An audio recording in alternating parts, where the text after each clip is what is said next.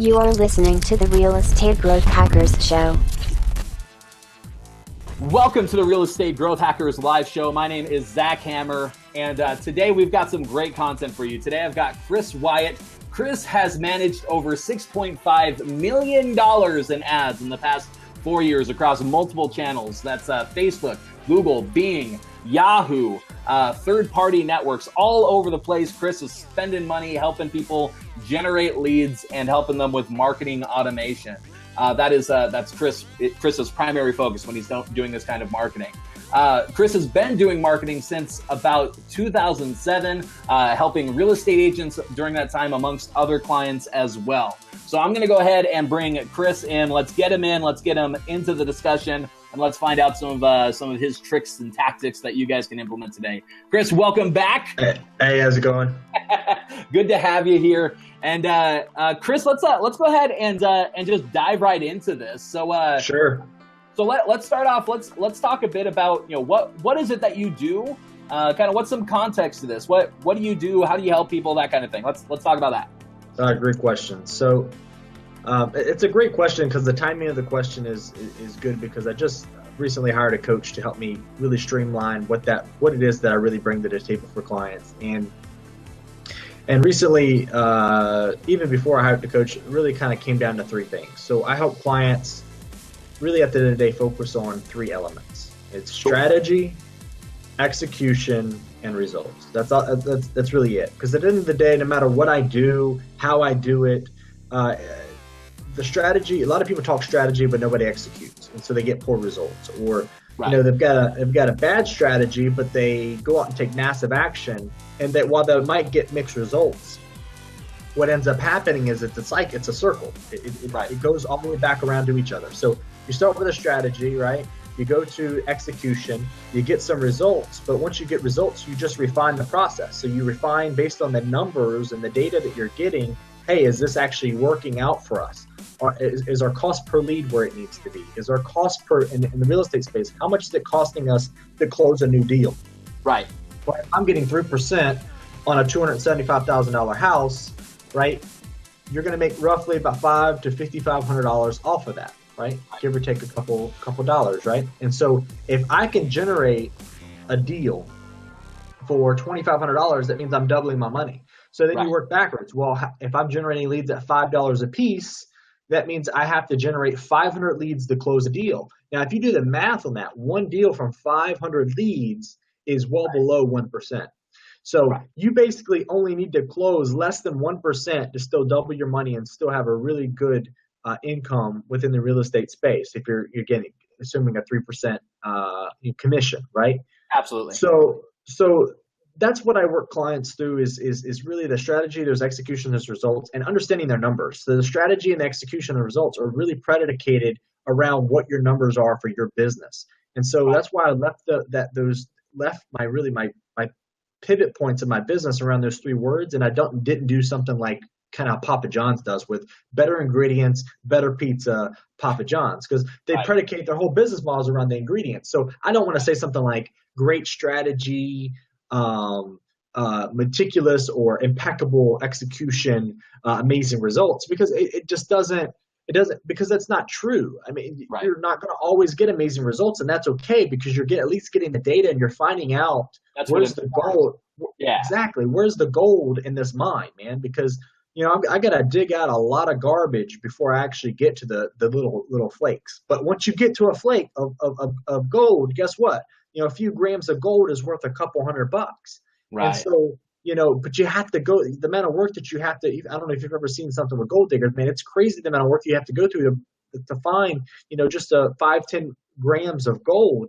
But the thing is you work all day for those 5-10 grams of gold, it's worth $1,000. It's worth, when you get to an ounce, you're looking at $2,500 for 1 ounce in a day, but you're moving probably hundreds and hundreds of pounds. So I basically work with clients to work back and set realistic expectations based on the strategy, based on what we're going to execute on, and based on what I believe on the strategy and execution and the timeline, what the results are going to be.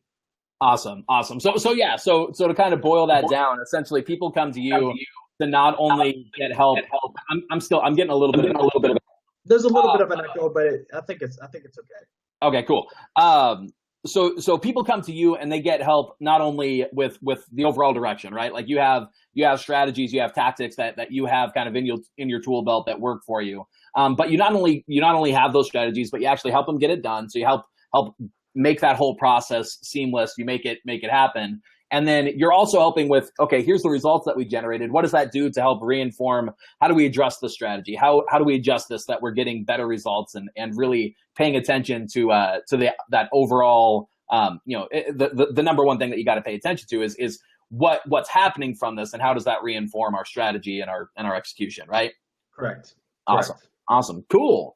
And so you're primarily doing that with what, like paid ads with other style campaigns, or is it mainly? Great question. Yeah. Great question. So over 10 years, it's been an evolution, right? So yeah, as you mentioned, I've been doing this for 10 years. So it started out with blogging and content and getting ranked in Google and being found #1 and all those other elements, right? But again, as with any type of marketing, that's very top of the funnel. That's very like traffic is very, very top of the process. And that's easy to do. I can drive you traffic all day, but if you're driving the wrong traffic, it doesn't matter, right? So I'm primarily focused now on paid traffic because I can control, where I'm putting the message, who I'm putting it in front of, and the quality of the person that I'm reaching out to. So therefore, if I can control the quality of the person I'm reaching out to, right, then I can therefore control the quality of the lead of the prospect that's coming in.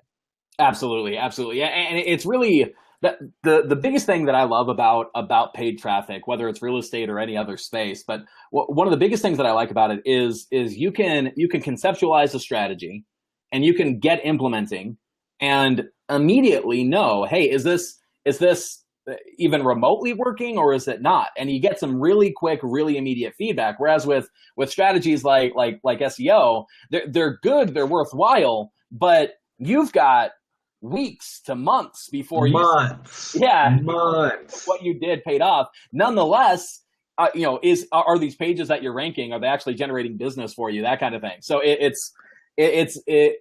people look at SEO as if it's like this free traffic, this free thing, but nothing is free, right? Nothing is free. You're paying somebody to write the content for you, to distribute the content for you, to get some press releases, maybe even get you some natural PR through maybe a local radio station, through a local news station, maybe even through a press release where you get syndicated across news sites and stuff like that to try to get somebody to pick you up.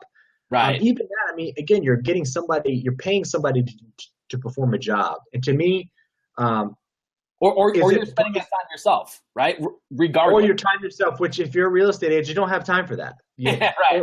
Or at least the most that I talk to, you don't have time, or you're actually trying to scale your business back. And by scaling your business back, you want to maintain or grow the business, the amount of deals you're closing, when you want to work less hours. You don't want to work 60, 70, 80 hours going to every LaTip and BNI and meetup that you can possibly join in the world just to start handing out your business cards and shoving your business cards in front of people, man. Right. How about you get in front of people that are looking for your service?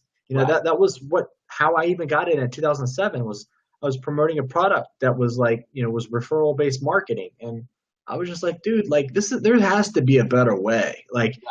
If I could get this product in front of people who are actually looking for it, it would make more sense. It would just make more sense. So that's exactly what I started doing. I started how do I get a product or service? And it culminated in the different services and jobs that I had. I was generating leads for myself with merchant services, real estate for some people, trying to broker deals and wholesale some deals, various things like that. And then it culminated into me offering it as a service and for, the health insurance space, and then various other financial markets as well. And then it just gradually evolved into different verticals. And it doesn't matter and the reason I bring this up is not to get off topic, is to say that in all of these spaces that have been e-commerce, whether you're selling, I had a client in SEO that sold adult onesies. So how does adult onesies that are, teddy bear colored onesies, how does that translate to real estate? Right. Well, the same strategies, the same execution, the same results are applied, the same methodology of getting people to your site, taking those people down a path to actually convert into a lead, to convert into a sale, so you're actually making money on it, is the exact same process. What I mean, it's the exact same. Some of the mechanisms are a little bit different, right? The e-commerce site, you have them add to cart, then they go to a cart page, then they go to a checkout page, and then they purchase, right? But a lot of times people add to cart and they don't convert. So what you do is you send out follow-up emails to the people that didn't convert, because you have their emails because they started the process, but they didn't complete it. So you send out what we call a cart abandonment emails, and you get those people back to re-engage with you. It's the same thing with when you generate a lead for a first-time home buyer or for a veteran, or you're trying to find sellers, right? Those people, they're probably not going to pick up their phone the first time that you interact with them. It's just not going to happen. So you have to set up an email sequence and a text sequence. And if you want to start getting even more fancy, maybe even you're starting to do voice broadcasts, and you're dropping voicemails into these people's voicemail boxes. I'm gonna interrupt you real quick. We're getting into some of the content. I definitely want to talk about this, but I want to make sure we have the context around it so that people are able to internalize it, because you're talking about some powerful stuff that I think we need to give people the context to know exactly how to use what you're talking about. So sure. Real quick to wrap up part of what we just talked about. So paid ads, SEO, all these other strategies, right? One of the things that's important for everybody to understand about this, like, honestly, they all have their benefits, they all have their detriments, right? Correct.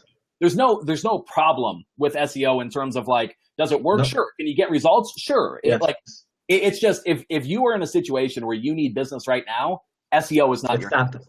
It's not. Paid traffic is 100%. Paid traffic can get you leads, they can get you now, and by, especially when you're leveraging something like digital to get this paid traffic, you're very readily able to say, this is what it cost me to generate the lead, this is how many of those leads I'm converting, and you can know very quickly, is this campaign paying for itself or not?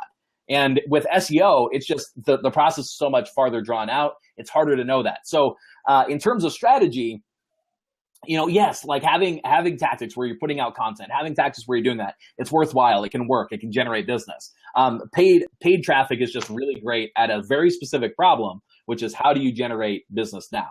And so that's where some of this other stuff that you're talking about comes into, right? Where it's like thinking through, hey, if I'm gonna spend money to actually generate some of this traffic to drive somebody to a page, right? Like, one of the biggest mistakes that I'm seeing the average person who just jumps into this on their own is they're like, I'm just going to send them to my listings, or I'm just going to send them to my homepage, right? And that does nothing, right? Like where's the value? What you just assume that I'm just going to see it and want to buy it? Like, I don't know who you are. I don't know what value you bring to me, and why I should be utilizing you as my agent, or buying properties that you're representing as the seller agent. Like, there's no relationship.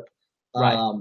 There's no relationship that's being built there. So for me to do that, it just doesn't make sense. Yeah. And so first off, any ad that's created, any paid traffic strategy that's used, the first thing that you got to do is you got to know, right, like who you're going after, right? So in terms of targeting, in terms of audience, like who are you actually trying to reach, and what are the ways that you can reach them? So for you, what are some of these audiences that you like to go after? What are some of these groups of people that in the real estate space perform well in order to then send them somewhere? And we'll talk about where you send them in a second, but what are some of these audiences that you like to go after? Great question. So for me,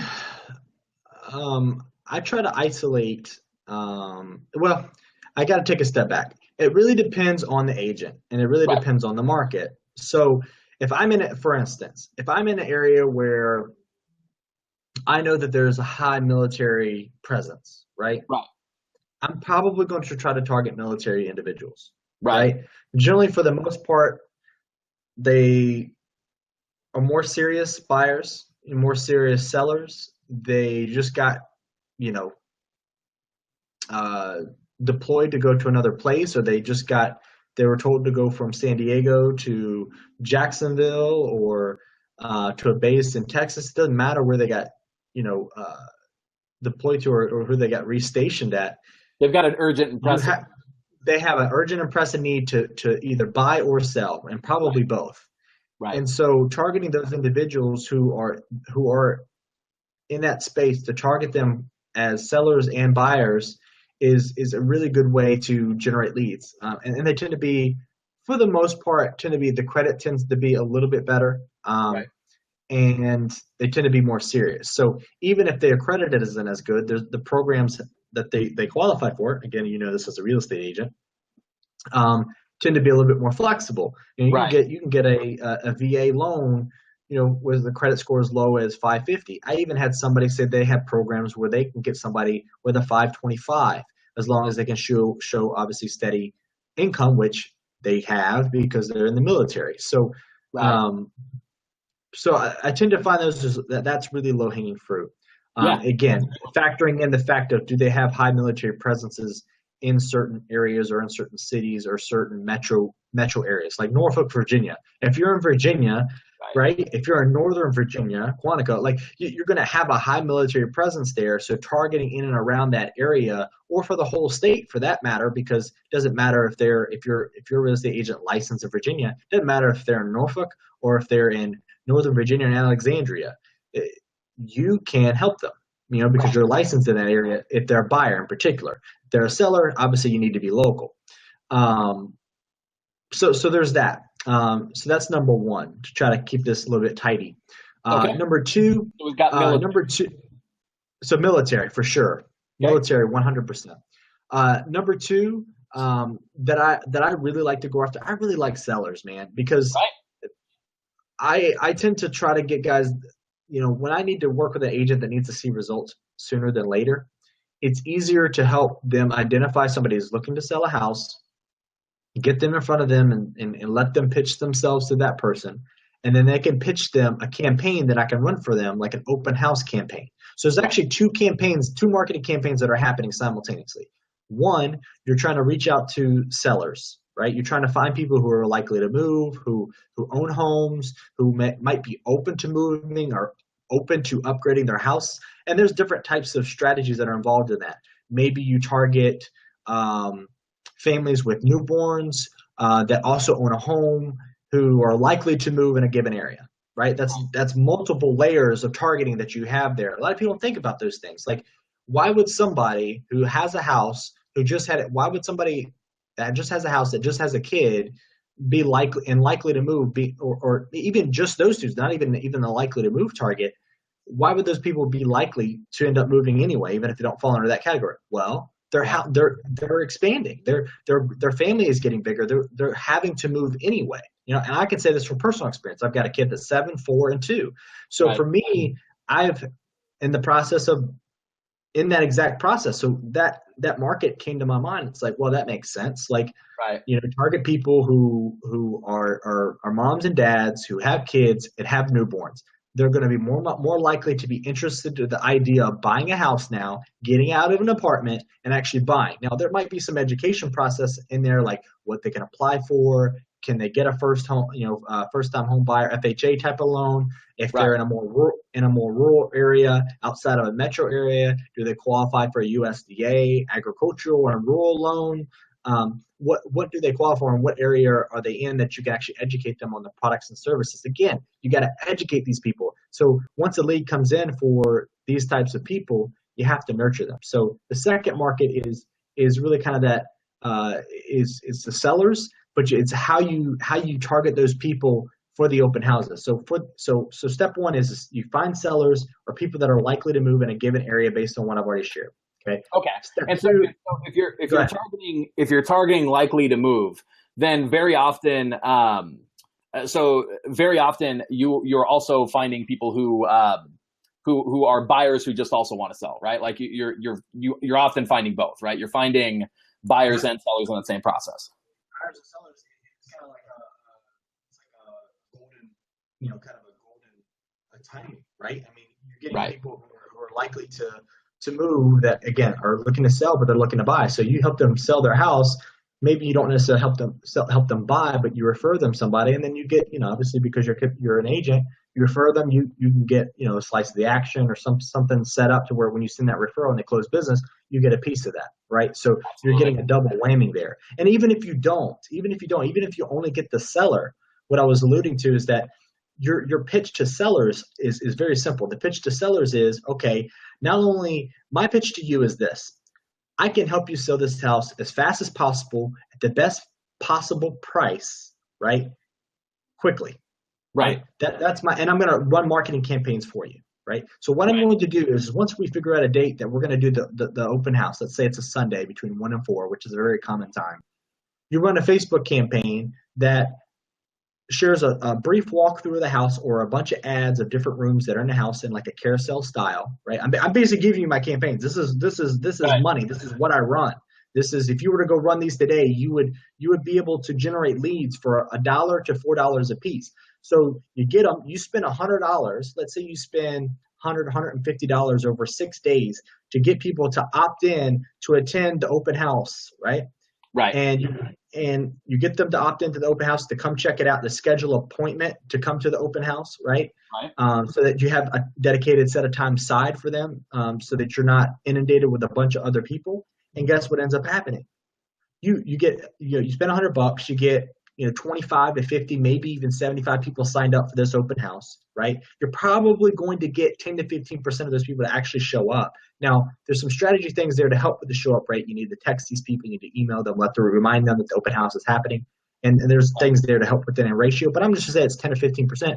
You're going to get 8 to 15%, 8 to 15 people to actually show up from the ad, plus the people that are going to come naturally from seeing the open house sign. So now you're going to have roughly at least probably 25 to 50 people that are going to show up to this open house, some from your marketing, some from referrals from your marketing, right? For people, because what ends up happening is people start sharing it. People start sharing local. Hey, Sally, check this out. They have an open house down the street. You're looking at a home. Boom. Now you've got other people that were not part of your original target that are sharing now and interacting, and now you pick up some organic traffic and some referral traffic from these people sharing.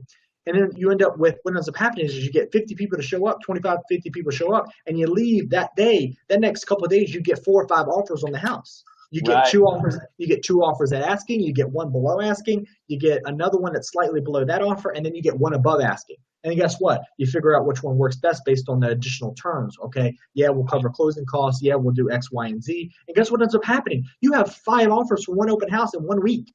You sell a house literally like literally from the time that you get the listing from the seller to actually start promoting for them and getting that open house that next Sunday. Make sure the house is staged, make sure the house is clean, make sure everything is where that it needs to be, make sure the lawn's cut, everything you got to do to make sure the open house is run successfully. Get your hors d'oeuvres, make sure everything's kosher.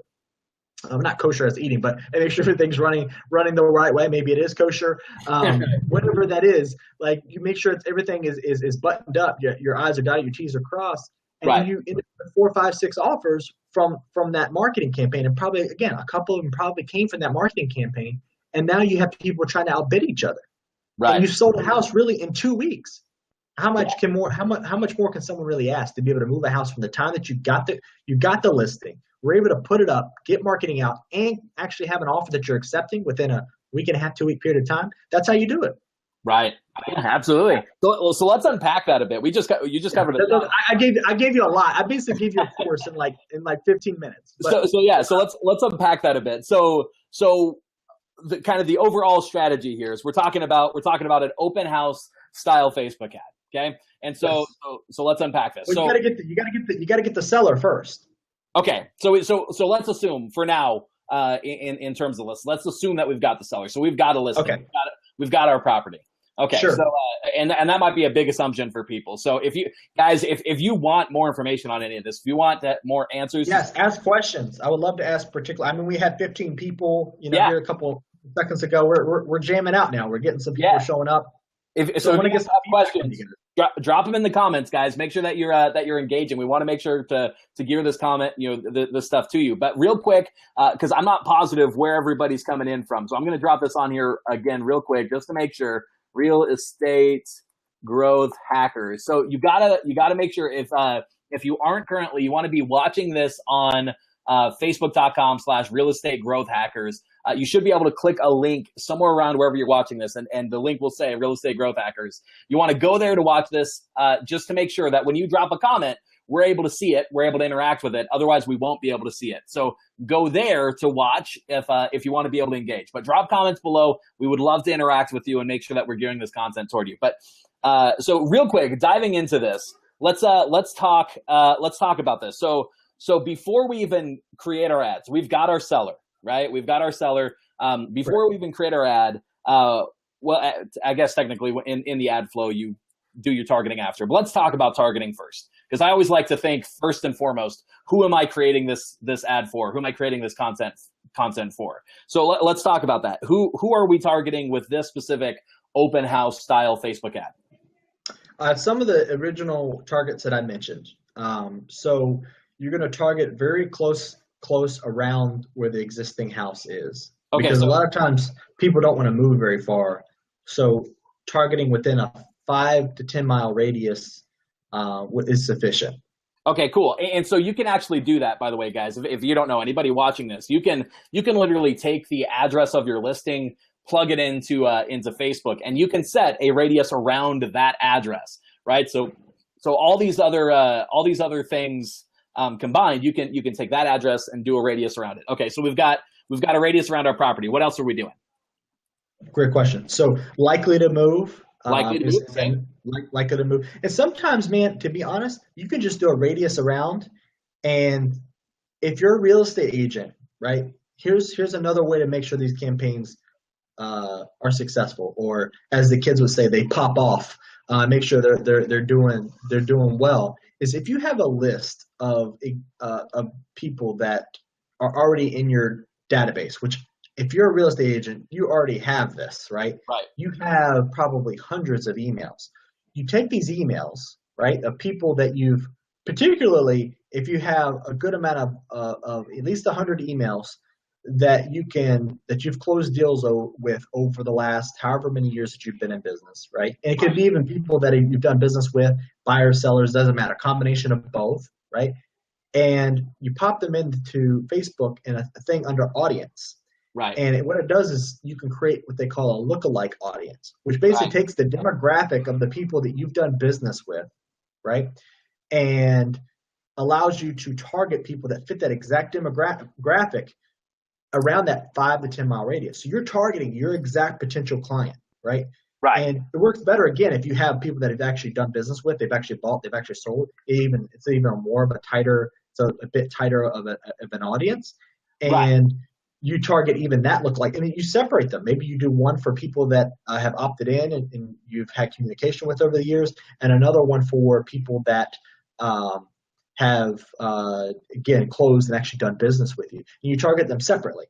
And let's unpack this a little bit. Yeah, that's a lot. There's a lot of meat in that. So if you don't know how to run Facebook ads, So the lookalike audience or the custom audiences. So essentially, what Facebook is doing is this: you're uploading your list and with whatever information you've got, whether that's name, email, address, phone number, whatever of these points that let Facebook know who you're looking at. And what they're going to do is they're going to take this list, they're going to match it up to Facebook users that they have, people that based on that information, they know these people are on Facebook. And then using, I forget what it is, it's like over 100 different data points, something like that they're using for these lookalike audiences. But they're seeing what's similar about this group of people. So I upload 100 people that are past clients. They're going to find all the things that connect these people. What are the things that make these people most similar? And then they're going to take that information. They're going to say, okay, this is our mold. This is the perfect person that is this audience. Now I'm going to go out and I'm going to find like 1 million people across the entire U.S. that are like those people. And that's essentially, that's what a lookalike audience is. So it's a really powerful way where if you've got a list of people that you know are your ideal client, people that you've done business with in the past, or that you're in good communication with today, you're able to leverage that list to create a really good audience of people that are like them on Facebook using these custom audiences. So, okay, so we got lookalike audiences. We've got as kind of one potential way of doing this targeting. We've got a radius around the property with likely to move. And just like I think you were going into this, I've also found that sometimes you don't even need the likely to move, right? Depending on what you're doing. Correct. You don't. No, if you do the target, if you do the radius, sometimes you can just do radius and it works, right? Exactly. Again, because what's going to engage people is if you do a quick little walkthrough, if you go through and you're a real estate agent, sometimes I wish I was an agent because it's so powerful that literally I can go to somebody that, you see, maybe you want to do a little bit, you're old school, right? You see somebody that has a for sale by owner, right? Right. And you walk up to the house and you say, you know what, I can sell your house in the next week, within the next week, right? I can have 5 to 10 offers on your house within the next week. And you say, if I don't do that, then I don't get your contract, right? Right. But if I do do it, and the only thing that I really need access to is your house when it's straightened up and your yard when it's straightened up. And all you need to do is you need to go and get yourself a selfie stick. And what you do is you literally you walk through the house, you Right. show the different rooms, you talk about the features and the benefits, you talk about the schools, you talk about the curb appeal, you talk about everything that you do to sell the house, right? You put that on Facebook in this exact format, and these people that we're targeting, the exact way that we're just shared with you. You will get phenomenal response. That's one way. The second way is to go in and just snap photos. Maybe hire somebody that can actually do some really nice, well lit photos. You don't want dim lit photos when you're trying to Right. do this, because you're just not going to get response. If your images are not I want to make sure that I say this, and I probably got ahead of myself. If your images are not crisp, if your video is dark and it is not well lit, you are not going to get the leads at the cost of what I just said. Right. It's just not going to happen. This is such an important element. Whether and not even just lighting. Lighting's kind of like the fundamental thing that makes the biggest difference in terms of whether or not Correct. these will look good. But it can't be overlooked. It needs to be stated like lighting. Yeah. Okay, and then you talk about a couple things. Back to lighting. Like I'm going to probably pull it up 3 or 4 more times before we're done. But you have to have lighting. And my wife's a photographer, so Right. I even have a little bit more of a partial, a biased perception on it as well, because lighting is so key. Like, I don't have that great of lighting in my office. Obviously, it's kind of annoying me actually as I'm watching this, that I probably need to have like a backdrop light. And the thing is, my wife has all these lights and I could be setting them up, but I just don't, Right. because I have all this natural light that comes in.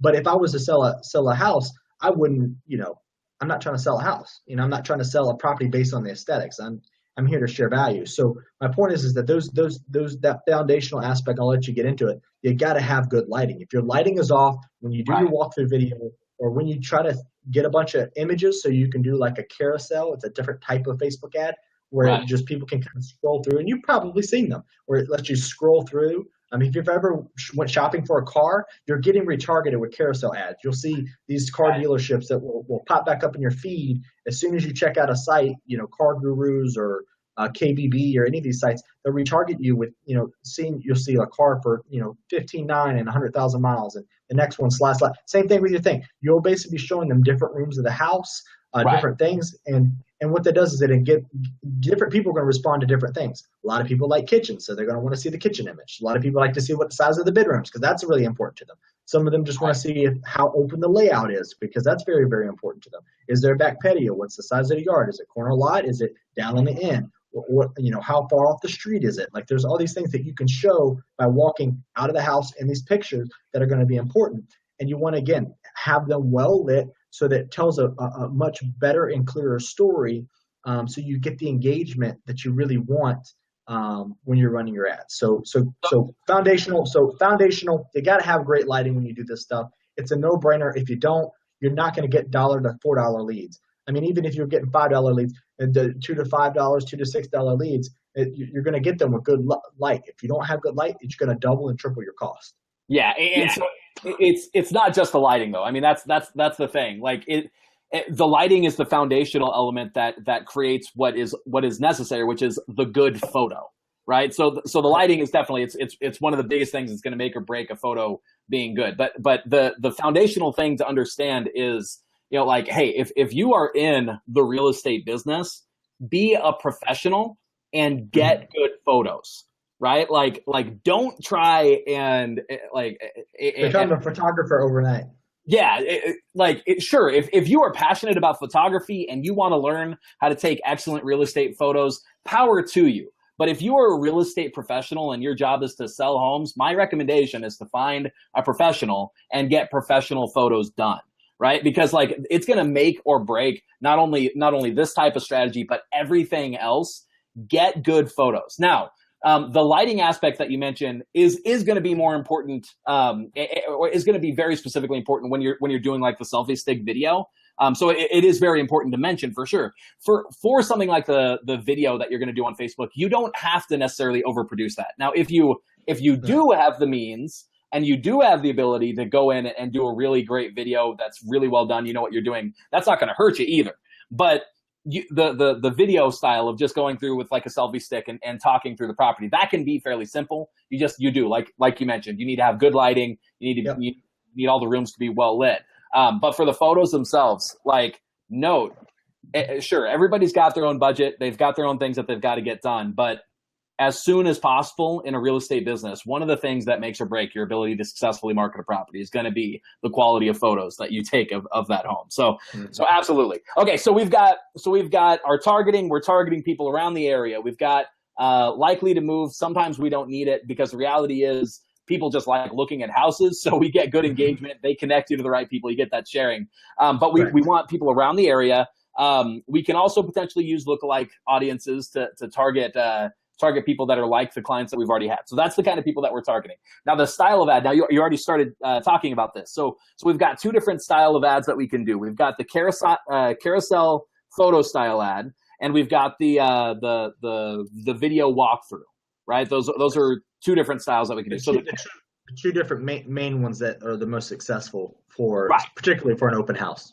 Awesome. Okay, so when we're talking about carousel style ads, for anybody who doesn't know what those are, that's the style ad where when you're looking through on Facebook on your phone or on the computer, you see an ad pop up and it's got like multiple images, and you can, if you're on your phone, you could swipe through, you could see different images. And so what Chris is saying is that you can use those different images to feature different big features about the house. You could feature the beautiful kitchen. You could feature the wide open living room. You could feature an amazing backyard, or maybe a pool, or the curb appeal. But it gives you the opportunity to expose multiple elements of that property to get more engagement. Now the video walkthrough is kind of doing the same thing, right, Chris? Where it's showing you these different elements, but it's doing it in a video format where they can see it, they can hear your voice. You can talk them through this. Okay, cool. So we've got our targeting, we've got our ad itself. We're basically talking about the property. We're inviting them to the open house. Where are we sending them? What are we actually doing with this? Great question. Go ahead. Great question. So you can do several things, but for speed of implementation, for the most part, for real estate agents, is a lead ad. So as soon as that, you can actually have those people pop in a form on Facebook. So when they click learn more or sign up now, or there's a couple, apply now is not obviously applicable. Learn more is probably going to be the most, probably the one that you use, the button type that you use. When they click learn more, it takes them within Facebook. It allows them to basically fill out, and you set up the form the way you want. What do you want information for? Do you want their first name? Do you want their last name? You want an email, and you want a phone number, right? Those are the main four things that you want. And you actually could have the name actually be a full name, so it's actually only 3 fields. And the reason why you would do that is because the less fields that they have to fill out, the more submissions you're going to get, more people you're able to follow up with. Again, devil's advocate, the more fields that you put in, the more qualified the person's going to be, and the more interested they're going to be. So there's always pros and cons to everything that you do. For me, I'm a numbers game guy. Give me as many leads as I possibly can to put in my pipeline, because I'm not going to prejudge them. Now, if you're in a situation where, again, you only want to deal with high-end people or people that are more serious, go ahead. First name, last name, email, phone number, maybe even put the address of the house that they're looking at, because maybe you have multiple listings. Maybe you put, do they know, are they currently pre-qualified for a house?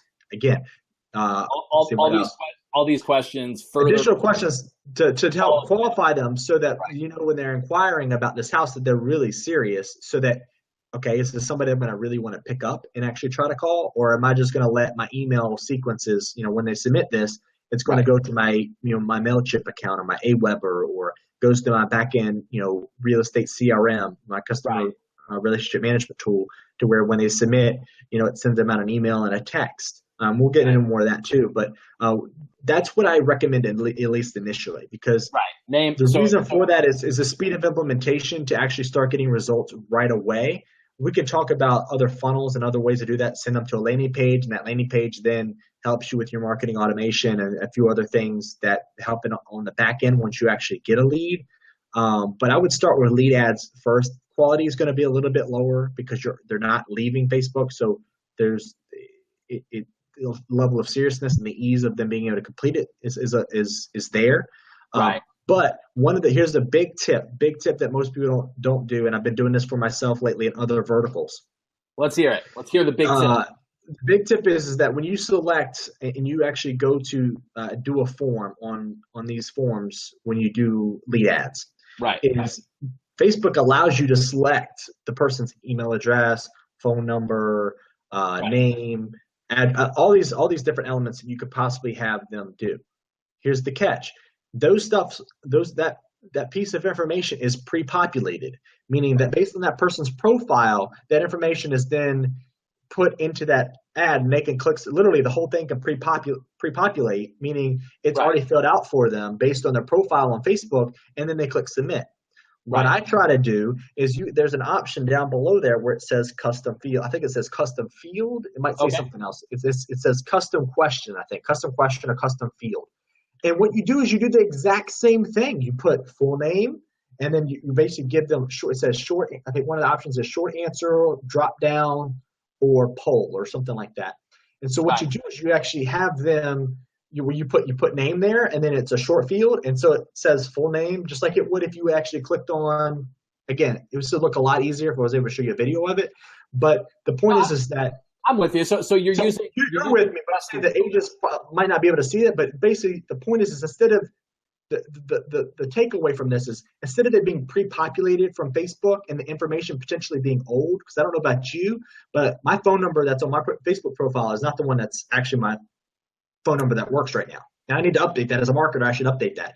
But it's something I just recently was like, oh man, I haven't updated that in a while. Like the email address that's on there is like, if that one's okay, I still use it, but it's not the one that I really want people to email me from when they're trying to, to inquire about business, or if, again, it's my personal Facebook page. So I'm not too worried about it because my personal Facebook page, I try not to do too much business on my personal, and then I have a business page. But the point is that the information a lot of times is inaccurate. So if somebody has an old phone number, so you try to reach out to them, or you try to text them, and it comes back the number doesn't work anymore. So this is the reason why you would want to have the custom answer aspect, is because then they have to manually fill out the information. Does it impact Does it impact the ratio or how cheap the lead is? Yes. But will the quality be better? Yes. So I would recommend not allowing them to pre-pop it, making them have to manually fill it out with a custom field, and it helps with the quality of the ad, which therefore kind of evens out the quality issue of maybe send them off the site and having them fill out a form maybe on your website or somewhere else. They can still stay on Facebook, and they're still having to manually enter it, and it's not making it super easy for them. And that way you're able to get updated information, correct email address, correct phone number, and whatever other questions that you would want to ask them are as accurate as possible. Therefore, your leads are better. Yeah, and so the concept makes a ton of sense. I think. Let's talk a bit about some of these ideas. So what I would say is there's going to be a lot of good opportunity to test this. And it's likely going to vary depending on who you're targeting, depending on your market, for which way of doing this is going to be more accurate or not. Because you have a couple of different things at play here, right? So you've got what's nice when you're leveraging the pre-filled Facebook stuff. You at least have, at some point, they put in information that was accurate, right? Because most people aren't filling out their Facebook profile with bogus information. Whereas people still often put in bogus information into a form if they feel like they're going to get hounded or something. So depending on where they are mindset wise, so you may have that at play where sometimes you'll get better information that way. But just like you mentioned, Facebook information gets out of date. Maybe it was accurate at some point, but it's not what they're currently using and actively paying attention to today. So by forcing them to fill it out, you're potentially capturing more of those people that are putting in their modern, current, accurate information right now.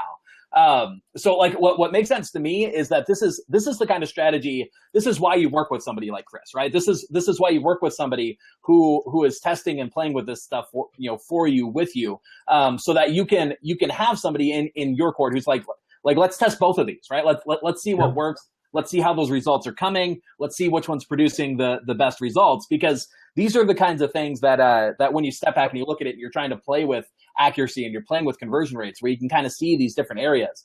to test and to say, let's see what it does if we make them fill it out, right? We'll likely get less leads, but they'll be higher quality because they're actively having to fill out the information rather than just mashing the button to go ahead and fill out the lead. So awesome tips there. So again, the lead forms, for anybody who missed this is actually a thing that you can do in a Facebook ad, where instead of sending them off the site, there's a form that they fill out.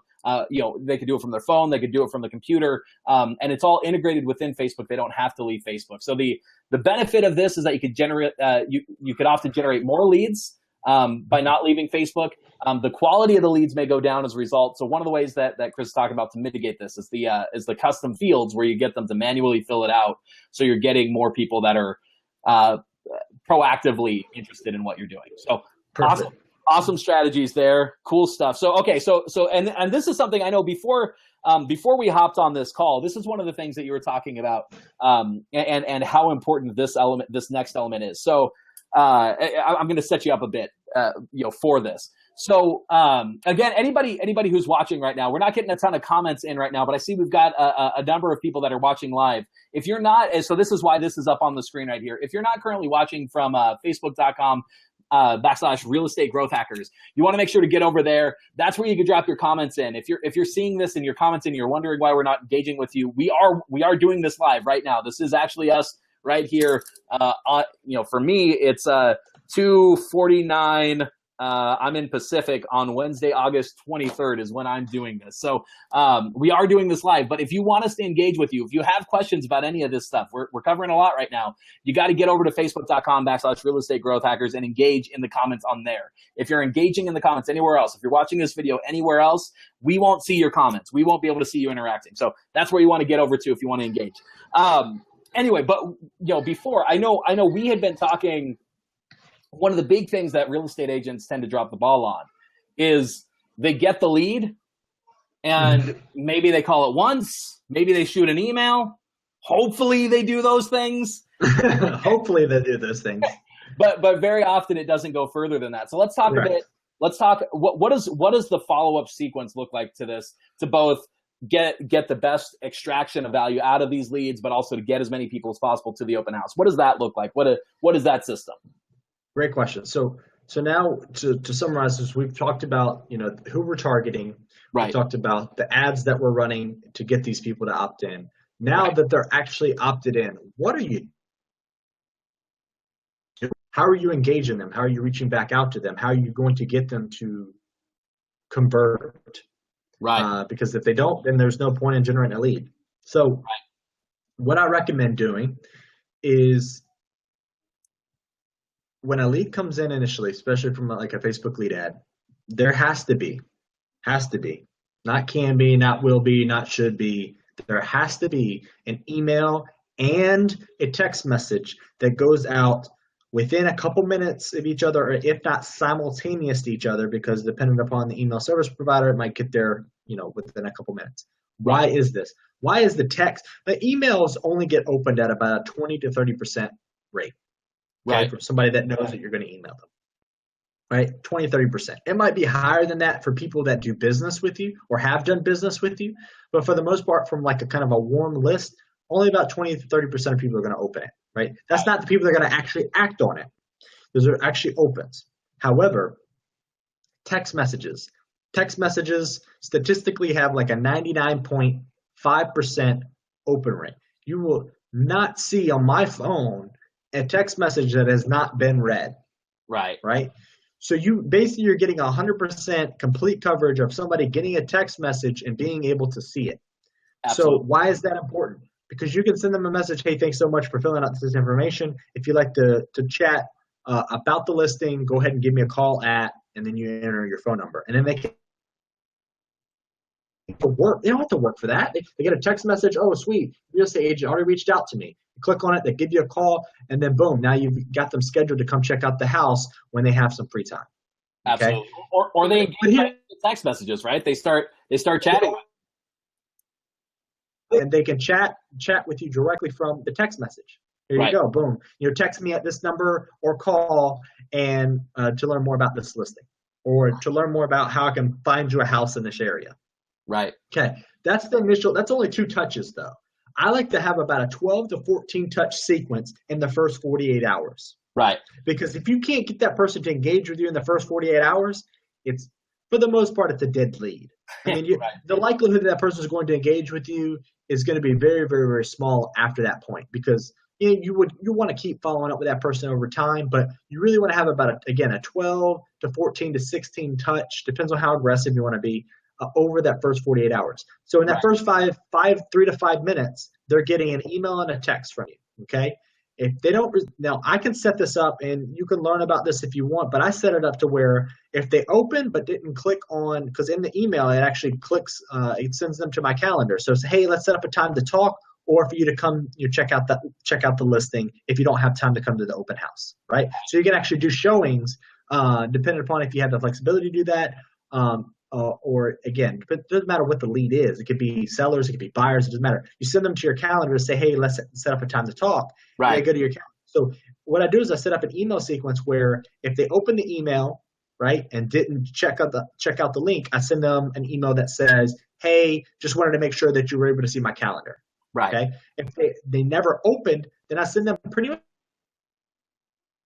Okay, and this is within 6 hours. So they get just a second. You cut out there. Lead. So let's say somebody goes. I'm pretty sure what you said, because I'm fairly familiar with those kind of strategies that you're talking about. But you mentioned if they don't open the email, that you're going to basically send them almost exactly the same email with probably a different subject line, right? Correct. Okay. Hey, did you get basically the second one's going to be, did you get my email? Question mark. Right. Did you get my email? Cool. If they opened it and they clicked the link but they didn't schedule, right, then I send them a different one saying, hey, I saw you tried to schedule but didn't get the confirmation. Here's the link again. Right. Okay. Then I set up a sequence, and again, are kind of then this kind of sequences, but for the most part, you really don't even have to get that fancy. I can just set it up to where if the person already scheduled and they get that email, so many people get so caught up, oh, it has to be perfect. What if they already scheduled and they get 2 more messages? To be honest with you, they're not really going to care. Yeah, you might get that 1 or 2 people here and there. It's better for you to follow up and have this sequence to reach out to those other 100 people that you have on your list than that one person that might get a little upset or might say, hey, did you realize that I was still getting emails about scheduling an appointment with you and I've already scheduled? And you say, oops, I'm sorry. I apologize for that. Something happened and you were still on the list. Not a big deal. That's how you explain it away. And then what you do is you go in manually into your system and you out. Right. 2 seconds, right? Following up with these people, you're borderline really aggressive, right? You're borderline aggressive, and you have to be, because if you don't reach out to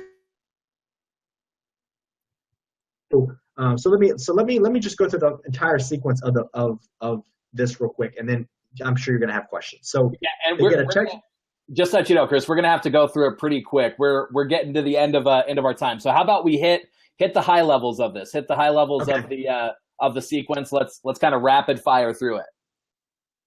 So with a 12 touch sequence in the first 48 hours, 8 of those are going to be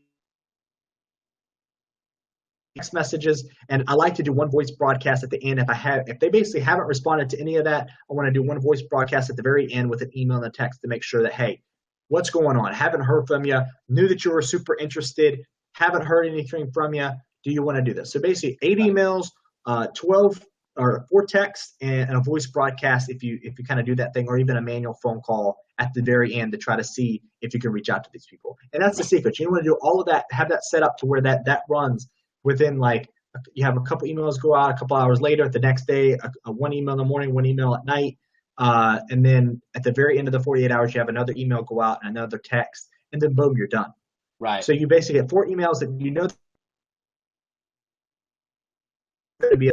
they have a 20 or 30% response rate. So at the very end of it, that they've read and opened at least 6 different items from you, and it depends on the voicemail or the phone call, they might have picked up, or they might have listened to the voicemail as well. So 6 or 7, 8 times that they statistically have opened or reached out to you and know who you are, so that there's as you put them in sequences later, if they don't respond to you, don't schedule a time with you, they don't do these things, that you can actually follow up with them later on and put them into what you need to know about being a first-time home buyer. Other just kind of generic real estate talk that you would do and put people on a list to nurture them over a period of time. But that's the process when you first get a lead, and to try to get these people on the phone and schedule an appointment with you so that you can do business with them.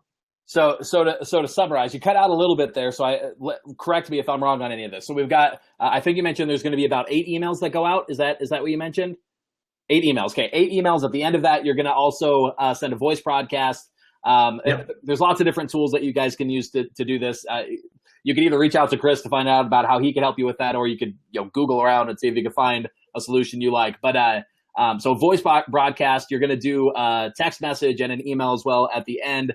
You're going to send a text message at the beginning. And by the way, anybody who's not doing this, picking up the phone, right? Actually, picking up the phone and calling these people is a great way to potentially reach them as well. So text messages, emails. But the key here is that you get a lead in, you're going to follow up with them very aggressively over that first, 2-week period, basically, of very aggressively trying to get in contact with them pretty quick.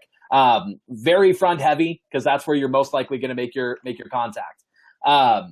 Awesome. Okay, so I think that summarizes the big point of that. On that note, guys, real quick, one of the things I do want to tell you about, if you drop a comment in the below this video, and again, you got to do that on the original broadcast. If you drop a comment that says lead tips, I actually put together a free training that you can get access to that I called Ultimate Lead Machine, that you can get access to, where I talk through kind of an overarching strategy of exactly what it looks like. After you generate leads, what do you do to follow up with them? If they don't respond, what do you do? If you call and you find out that they're not interested in doing a real estate transaction, but you're still able to make contact, what does the follow-up look like in that situation? If they're hot and ready to go, what does the follow-up look like in those situations? If you want that free gift, all you got to do is drop a comment below this video on the original broadcast that says lead tips. My team will reach out to you, tell you how to get access to that free course where you can learn exactly how to take these ideas that Chris is talking about and really pull them together and implement them and bring them into your business. So do note that you guys have the ability to do that. If you're listening to this on the podcast, you can also get that by texting the word lead tips to 444-999. That's lead tips, LEADTIPS, one word, to 444-999. Okay, so Chris, I want to take a quick opportunity as well. We do got to wrap up. It's nearing the end of time for the show here. But I want to make sure that people know what can people do. First off, fantastic content. Thank you so much for coming on and sharing this strategy with us. This is a fantastic way that people can be leveraging their listings that they get to generate leads from open houses to help sell these properties quickly and generate some leads in the process. Where can people go? Where do you want to send people to find out more about what you're doing? How can they get in contact with you? This is your opportunity to talk about what people should do next. Great question. So people can find me on Facebook. Just type in Chris Wyatt, ChrisWyatt. It'd be a handsome looking gentleman with a blue shirt on. Either my business page, or you'll find my personal profile. I interact with me on both. You can either follow the page, you can try to add me as a friend. Either way is fine with me. Or I don't really I have a couple sites set up for the real estate niche, but I'm doing some work on them, so I don't really have anywhere I want to send people as far as a website quite yet. But if people have questions and want to reach out to me directly, the only you're cutting out. Check out. So you mentioned hello? So the only place for people to connect with you cut out right after that. Is really just give me a call or text. Okay, cool. I can give you my email too, but just text me or call me 954-756-0515. Again, that's 954-756-0515. Best way to contact me, text or give me a call. Awesome. Sounds good. And anybody who's watching this on the live, whether you're watching this now or you're watching the replay, I will be updating the post. I'll make sure to link out to Chris's pages and whatnot, so you can reach out to him and contact him if you'd like to pursue working with them, or if you'd like to pursue answers to any of these questions, anything like that. Chris has got some great results that he's getting for people. So excited to be able to give you guys the opportunity to connect with him. I think that pretty much covers it for now. Yeah. Thank you so much, Chris, for coming on. It was some fantastic content. I hope everybody who was able to get on goes out and actually implements this stuff and is able to get those results. If you guys need any help getting this kind of stuff done, feel free, reach out to Chris, reach out to me. I'm more than happy to help you with information and help you with this. Chris is going to be able to help you get some of the stuff implemented and get you some great results there too. So I think that'll be a wrap for now. Chris, I'm going to go ahead and say goodbye and thank you again. Have a good one. For coming on. And everybody who is watching, thank you again so much for watching Real Estate Growth Hackers Live. My name is Zach Hammer. If you want to make sure that you're getting access to this content as we're coming out with it, we've got more shows coming out. We're doing this Monday through Friday right now at 2 p.m. Pacific. I'd love to have you back on. I'd love to have you guys come on and watch and get this great content that we have for you. The easiest way for you to get access to this stuff and to know when we're going live is, for one, make sure that you like our Facebook page. But secondarily, if you drop a comment below this video that says notify, my team will reach out to you and let you know how you can get on our notification list completely for free, where you make sure that you don't miss any of these episodes as they're coming out. So thanks again. It was great having you guys on watching. I hope this was beneficial to you. Otherwise, I'll see you on the next one. Thanks for tuning in to the Real Estate Growth Hacker Show. Remember, done is better than perfect. To turn the marketing ideas and tactics you just learned into real growth for your real estate business, visit us at realestategrowthhackers.com. If you like this episode, consider sharing it with another real estate professional who could benefit from the information. Or maybe you'd like to subscribe to the show to never miss an episode. You can leave a rating or review on iTunes with your biggest takeaway, helping this show to reach and help more people just like you. Thanks again, and we'll see you on the next episode.